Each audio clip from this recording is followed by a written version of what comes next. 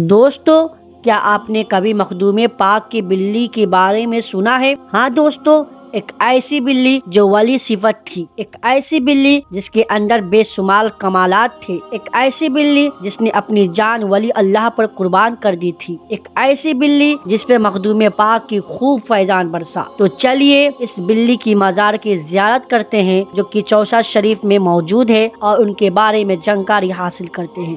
السلام علیکم دوستو، جی میں آ گیا ہوں چوسا شریف کے بلائی بی بی کے مزار پر۔ تو آئیے میں آپ کو بلائی بی بی کے مزار کے روحانیت آپ کو دکھاتے ہیں۔ اور یہ مزار حضرت مخدوم اشرف سمنانی رحمۃ اللہ علیہ کے مزار سے تقریباً 1.5 کلومیٹر کی دوری پر موجود ہے۔ یہاں پہ جانے کے لیے آپ کسی بھی رکشہ والے سے کہیں بلائی بی بی کی مزار پہ جانا ہے، وہ آپ کو وہاں پہنچا دیں گے صرف 10 روپے کی سواری میں۔ دوستو، جس مزار کی آپ زیارت کر رہے ہیں یہ بلائی بی بی کی مزار ہے۔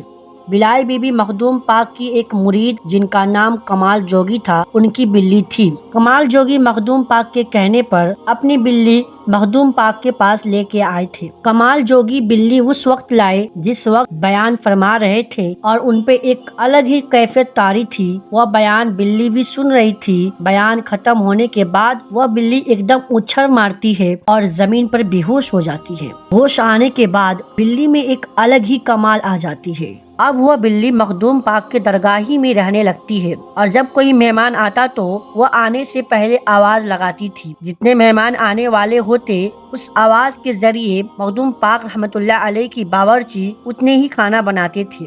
ایک روز کی واقعہ ہے، ہر روز کی طرح بلی اتنی ہی آواز لگاتی تھی جتنے مہمان آنے والے ہوتے تھے، لیکن اس بار جب مہمان پہنچے تو ان میں ایک مہمان زیادہ ہو گیا تھا۔ کھانا کا وقت ہو چکا تھا، کھانے کا پلیٹ سب کے سامنے لگ گیا تھا۔ ایک آدمی زیادہ ہو گئے تو مخدوم پاک رحمۃ اللہ علیہ اپنے باورچی کی طرف دیکھتے ہیں۔ باورچی کہا، بلائی بی بی نے جتنی آواز لگائی میں اتنے ہی کھانا پکایا تھا۔ جب مخدوم پاک کو بلائی کو دیکھنا تھا تو بلائی بی بی مہمانوں کے بیچ چلتے ہوئے ایک آدمی کے گود میں جا بیٹھی اور وہاں اس کے گود میں پیشاب کر دیتی ہے۔ وہ دیکھنا تھا مخدوم پاک سمجھ گئے تو یہ جو آدمی ہے فقیروں میں سے نہیں ہے بلکہ کوئی بے روپیہ ہے۔ وہ اٹھتا ہے اور بولتا ہے، میں ان سب میں سے نہیں ہوں، میں یہ دیکھنے آیا تھا کہ آپ واقعی سچے ہیں۔ اور اس نے یہ کہا کہ مجھے معاف کر دیجئے حضور، میں جان گیا ہوں آپ اللہ کے ولی ہیں۔ اور وہ کلام پڑھا اور حضرت مخدوم پاک کے ہاتھوں سے مرید ہو جاتا ہے۔ سبحان اللہ،